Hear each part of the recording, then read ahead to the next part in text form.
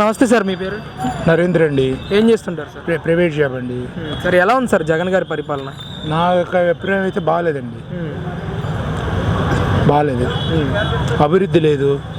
సంక్షేమ పథకాలు ఏదో 10% ఇస్తున్నాడు, ఆ ఎఫెక్ట్ మిగతా 90% మీద పడుతుంది. అది కారణం ఏంటండి ఇంత వ్యతిరేకత రావడానికి జగన్ గారి ప్రభుత్వం మీద? ఏంటంటే ఆయన అడ్మినిస్ట్రేషన్ లేదండి కరెక్ట్గా.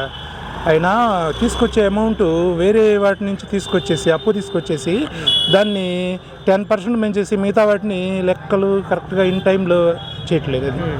అది సార్, గతంలో కంటే ఇప్పుడే మేము తక్కువ అప్పులు చేసామని చెప్పేసి మాట్లాడుతూ ఉన్నారు. ఎంతవరకు కరెక్ట్ అంటారు? లేదండి, అది పేపర్ మాత్రం కదా, వాళ్ళు విడిగా చెప్పడమే కానీ కరెక్ట్గా లేదండి. అంతకుముందు టీడీపీ గవర్నమెంట్లో 2 లక్షల కోట్లు అయితే చేసినట్టుండే, కరెక్ట్గా మనకు ఐడియా లేదు. దీనికి 3 times చేశారు, కానీ సంక్షేమ పథకాలు ఇచ్చింది 10%. అంటే ఉన్న ఒక ఊర్లో 2000 ఉన్నారనుకోండి, 10% కూడా రావట్లా. ఇది మిగతా వాళ్ళకి మిగతా ఎఫెక్ట్ మీద పడుతుందండి. అది ఎలా ఉన్నాయి సార్ రేట్లు ఈరోజు? బాగా ఇబ్బందికరంగా ఉందండి. సామాన్యుడు, మిడిల్ క్లాస్ ఎంప్లాయీస్ కానీ సామాన్యుడు నివించడానికి చాలా కష్టంగా ఉంది. కరెంట్ బిల్లు ఉంది, అది వరకు 300-400 వచ్చేది, ఈరోజు అదే 800 రూపాయలు వస్తుంది కరెంటు బిల్లు. అది మిగతా వీటిలో ఎఫెక్ట్ చాలా ఉంది. అది సార్, మీరు ప్రస్తుతం కూరగాయల షాప్ కూడా వచ్చారు. గతంతో పోలిస్తే ఈరోజు రేట్లు ఎలా ఉన్నాయి సార్? అసలు కూరగాయల రేట్లు అనేది అప్ అండ్ డౌన్స్ ఉంటాయండి. కూరగాయలు అది రైతు మీద ఉన్నట్టు ఉంటుంది, ఆ యొక్క ప్రొడక్షన్ మీద. కానీ గవర్నమెంట్ వేసే ట్యాక్సెస్ మీద కానీ వాటి మీద కానీ కనపడకుండా ఎఫెక్ట్ పడుతుందండి. అది ఏంటి సార్, వచ్చే ఎలక్షన్ కూడా చాలా దగ్గరలోనే ఉంది. 2 నెలల్లోనే 50 daysలో మనకి ఎలక్షన్ రాబోతూ ఉంది. ఈసారి ఎవరికి పట్టం కడితే బాగుంటుందని మీరు భావిస్తున్నారు? అభివృద్ధి అండి. అభివృద్ధి చేసే వ్యక్తి ఎవరైతే, అనుభవం అభివృద్ధి కావాలండి. అభివృద్ధి చేసే వ్యక్తికి అయితే ఉంటుందని నా వ్యక్తిగత అభిప్రాయం. అంటే ఒకవైపు టీడీపీ జనసేన పొత్తుగా రాబోతూ ఉన్నాయి కదా, ఏమన్నా అవకాశం ఉంటుంది అంటారు వీళ్ళిద్దరికి? 100% ఉంటుంది. నా వ్యక్తిగత అభిప్రాయం అయితే మాత్రం 100% మార్పు కోరుకుంటున్నారు.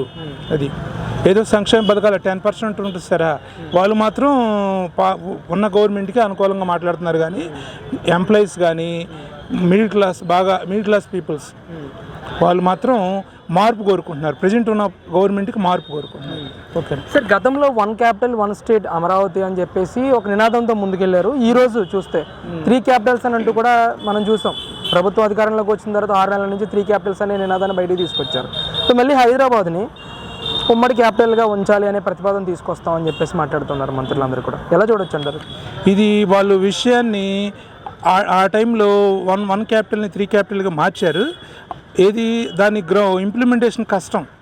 ఏదో ఒకటి ఒక పని చేయడం కోసం ఇష్టం లేక, మన స్టూడెంట్ కాక ఏ విధంగా అయితే ఇంట్రెస్ట్ లేకుండా దాని డిఫికల్ట్ నాకు అర్థం అవ్వట్లేదు అనే ఉద్దేశంతో ఆయన ఏదో ఒకటి చేయాలని చూశాడు. అది లీగల్గా కష్టం.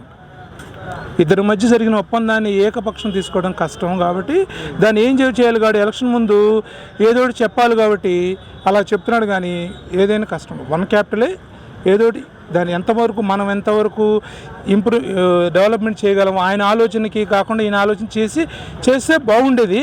కానీ ఈయన ఏంటంటే ఎంతసేపటికి ఆ వ్యక్తి మీద కోపంతో వ్యవస్థలో ఉన్న బాగా ఇబ్బంది పెడుతున్నాడు. అంటే చంద్రబాబు అంటే వ్యక్తిగత దూషణలు, వ్యక్తిగత విమర్శలు, వ్యక్తిగత కక్షలతోనే ఈరోజు రాజకీయం నడుస్తుందంటారా? 100% కరెక్ట్ అండి. అది ఆ వ్యక్తిగత దోషాలని ఈ విధంగా చూపెడుతున్నాడండి. అది ఎలా ఉన్నాయి సార్ అసలు ఈరోజు రాష్ట్రంలో రాజకీయ నాయకుల మాట తీరు కానీ రాజకీయ పరిణామాలు కానీ చూస్తూ ఉంటే ఏ విధంగా అనిపిస్తుంది? చాలా ఇబ్బందికరంగా ఉంటుందండి. అది వరకు ఏదో 1-2% ఉండేది, ఇవాళ నాయకుడే, సీఎం గారే అలా దూషించమని చెప్తుంటే ఇక సామాన్యుడి పరిస్థితి ఇబ్బందికరంగా ఉంది. ఆయన అలా చేయకూడదు. అలా చేస్తుంటే దాన్ని వెంటనే ఖండిస్తే ఈరోజు ఈలో పరిస్థితి ఉండేది కాదు. ఆయన ఎంకరేజ్ చేస్తున్నాడు, కింద ఉన్న వాళ్ళకి ఎంకరేజ్ చేస్తున్నాడు.